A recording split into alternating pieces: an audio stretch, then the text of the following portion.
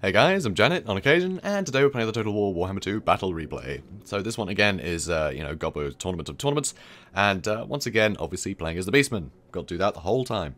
So, so I'm playing against Goliath, who is playing as the Greenskins. So, slightly different build for this one to deal with Greenskins. So, front line, I've got just the front line of spears just to absorb the blow, and mostly get murdered by the Waaagh.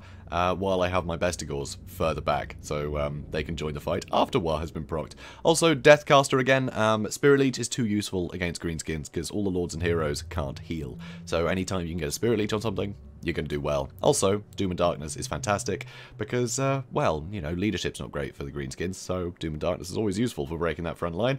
And, yeah, Beastmen are just great to be able to capitalize on a route because they have so many mobile units they can chase things down. Also, Beast Lord, yet again, so huge attack buffs, so he might have Waaagh, but I've got Apocalypse of it there, but yeah. Yeah, you heard me. And Horn of the First Beast, so perfect. So it's going to be good. Also, yeah, they'll be able to just kill a lot of infantry, these two, and I'm bound to come, you know, bump into a lot of infantry in this one. Because it's Greenskins, right? You want to go big and wide, so tends to be a lot of infantry. So, Chariots will be able to capitalise there. Also, Butcher's Cavalcade, again, I know, every time, they're just must picks for me, especially with the Beast Lord. They just have such great synergy. So anyway, Butcher's a Calcan-Guard. They're going to be great against things like the Black Orcs, so that's great. And Bestigor should be able to kill anything that isn't a Black Orc. So that's fun. Also, I have Centaurs with throwing axes, because if there's an Arachnarok spider, you want to kill it at range. That terror means you can't really get involved in a fight, especially if it's just escorted by even just big uns. They can keep it going for a long time. So being able to kill it at range is really useful. And, you know, avoid that terror, avoid taking damage. Also, Chaos Warhounds of Poison. They're just great, aren't they, for poisoning things, basically. And they can chase anything that, you know, down that you want. Very nice. And I also have some Centaurs with great weapons. So that is my build, except I also have some Poison Warhounds in the bag, because I wanted to sneak in and, you know, catch the Rusty Arrows that I knew he'd be bringing, because it's Greenskins, right? They always have Rusty Arrows. So, he has some Night Goblins in the front. So these are actually, I don't know why it always says Night Goblins. These are clearly 8-peak loonies, aren't they? Anyway. So, also, he has some Black Orcs. He's got some just standard Goblins. He's got some Big Uns, Arrow Boys. He's actually got the Crimson Killers, which you never see. So that's really cool to see. Also, Goblin Wolf Riders, Forest Goblin Spider Riders. He's got Goblin Big Boss over here, more Savage Orc Big Uns, more Spider Riders and Wolf Riders and Big Uns. Just, you know, a lot of stuff here. And he's led by Waaagh, but he also has a Night Goblin Shaman, which is interesting that he's doubled up on the magic. So, I'm not quite sure what his strategy is for that, why he's got both.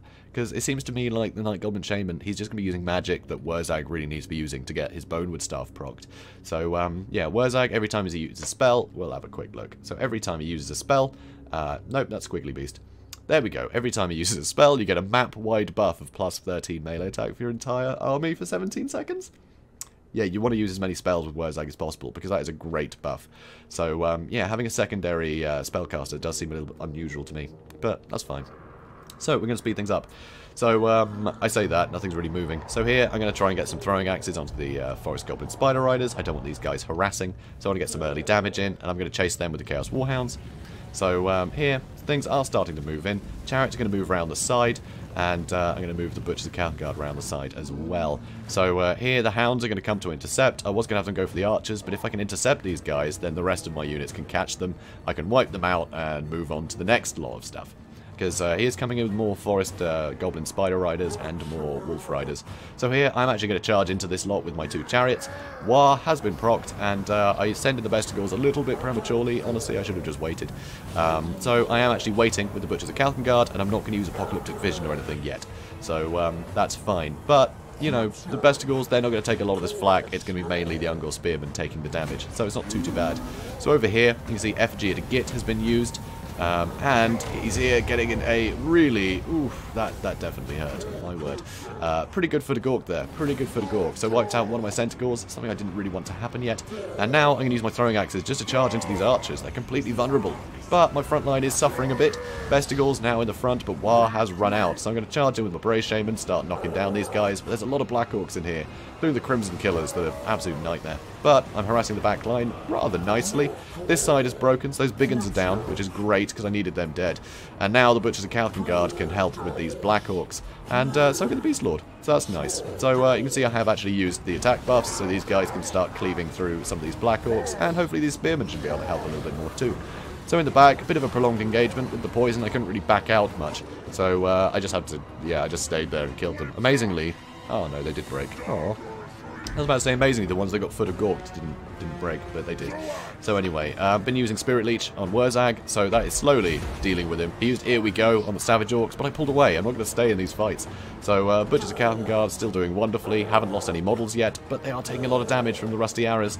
So annoyingly, my Brave Shaman did get a bit caught out, which is a real pity. But it's fine, he's a spellcaster. As long as he comes back like he did just then, I can still get a lot of utility out of him. So it's all good. So I've been chasing down all these other little mobile units because I want to make sure this is all shut down so I can have just complete domination over the maneuverability, you know. So here, charging it with the Beast Lord into the Black Orcs. Butchers of Calcan Guard have lost one model, which is a pity. And here, I use a Doom and Darkness on this front line. Unfortunately, these guys are unbreakable. And, yeah, he doesn't seem to want to go down. Anyway, another Spirit Leech on Waaagh. He just can't handle all of this. It's going to hurt him pretty quickly. And now I'm just charging straight through. Those Savage Orc Biggins will do a lot of damage to the Butchers of Calcan Guard, so I can't really afford to be in a fight there. So that is a bit of a pity. That's not ideal for me. Anyway, Centaur's a great weapon, still fighting all this nonsense. And, yeah, Brave Shaman is doing nicely there. So, Get Back Here has been used on these guys, but look at this. Minotaurs, I charged in far too willy-nilly there. They're surrounded and wiped out. That was a real pity. Should have pulled them out and charged them in somewhere else. So, Hounds, they're now going to move around to try and get into these Rusty Arrows before this stuff can move. An Effigy to Git has been used on the Beast Lord, but there's nothing else that can come in to capitalise. But you can see he was really trying to save Waaagh. Because, yeah, the Beast Lord would have probably killed him already. And you can see he is getting on top of me with his Goblin Big Boss. And a lot of Black Orcs are coming in. I've got some Hounds lying in wait. Waaagh is just being... Yeah, there you go. There he goes. But, of course, he does have his other Spellcaster, which I thought was a bit silly at first. But maybe that was his plan all along, to have a Spellcaster left at the end there. So, Spirit Leech now on the Goblin Big Boss. So, now you can see he doesn't really have anything maneuverable left. And some of my Bestigals are coming back. Here, I have actually managed to catch out this Goblin Shaman fairly well, because he is trying to chase my lords, well, my lord and heroes in the back, who's trying to come to the aid of his lord, so I'm able to catch out another one of his heroes. Butchers of Calcan Guard, they are back! Only 6 of them left, but they can still get some good damage in, so we'll see them perform, hopefully. And here, over-chasing with the Goblin Big Boss, so now I can get on top of it with everything. They cannot hold up against being gooned like this. They're supposed to be outnumbering things. You usually have a couple of them with a lord, you know. So him on his own, not great. So I'm able to break him pretty quickly. And now, throwing axes can just throw axes at these Black Orcs all day. So I'm going to charge in with my Brave Shaman and my Beast Lord, because I used Apocalyptic Vision, so I want to use it before it runs out. So I get some good damage into the Black Orcs here, which is nice. And now the Bestigals are going to come in the back and bother them. Here, another Doom and Darkness on the Biggins, because they were the biggest threat to my Centaurs. They're the ones with the anti-large. So here, I am going to go for the Goblin Big Boss again. And over here, you can see that Shaman has been pretty bullied. So I'm going to keep on top with something and pull the other units out. Still just throwing axes into the armoured infantry. And here, I see one unit of Black Orcs coming back, so I'm going to charge him. So on the charge, I should get some good damage in. I actually used Bloodlust on them to give them a bit of extra damage. So hopefully I can punch through them, and I'm going to use the Chaos Warhounds to chase down the Wolf Riders, because they can win that easily. Because they're still Biggins here, they're still Black Orcs, and once again, trying to chase in with the Goblin Big Boss. So I'm going to charge him with my Centaurs, knowing that I can quickly pull out again. So here, Goblin Great Shaman, sorry, not Night Goblin Shaman, rather. He's being chased off by the Bestigals, that's fine. I want the Minotaurs to come in here and start beating these Black Orcs, because they're going to do a lot of damage. So I'm going to have to pull out with my Centaurs, so they can just pull out and carry on throwing axes, basically. And these guys can now come back, having shattered a lot of things on the periphery. Some units coming back, but it's only goblins. This is really all that's left, is this pocket here, and I've still got a lot of stuff that can take advantage. Still got loads of ammo with the throwing axes. Yeah, I tend to use these guys quite aggressively. They don't just sit there and shoot things all day. You know, they have a lot of maneuverability and they can do a lot of damage on the charge. So yeah, I like to use that. Multi-purpose, you see, multi-purpose. So there we go, Pyrrhic victory. And I guess so. Yeah, I lost a lot of men there. Well, beast men, I suppose. So yeah, definitely a good fight there. I think Waaagh just being spirit leeched to holy hell was tough, and he did overstretch with a few of his units. He didn't keep his back line as protected as he could have done, but I think he just wanted to smash that front line quickly while he had the Waaagh going, because, you know, he knew he couldn't really catch out all of the, you know, all the Centaurs and things. But beautiful delaying strategies with the Wolf Riders and the Forest Goblin Spider Riders. They were able to delay things for a long time, but unfortunately he just couldn't really capitalize enough with that, I think. My Centaurs came out of it just too healthy, and they were able just to harass everything all day. Butchers of Kalkengard, 109 kills, and a lot of that is Black Orcs. So yeah, they did me proud there. Amazingly though, the Beast Lord and the Bray Shaman, not a huge amount of kills. I thought they would get more kills on the chariots, honestly, but they were still absolutely superb in this one. Bray Shaman just did so much damage to the heroes, and yeah, the Beast Lord with his buffs, it just meant every time I wanted to charge in, I had a buff that I could use to, you know, basically do more damage. You know, get that melee attack up, do more damage on the charge, and then get out of there, you know, before they get up again.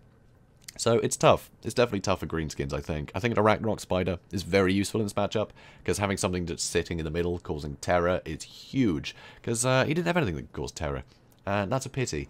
You really want something that can cause terror against the Beastman, and I think that would have been really valuable, and also really hard to kill.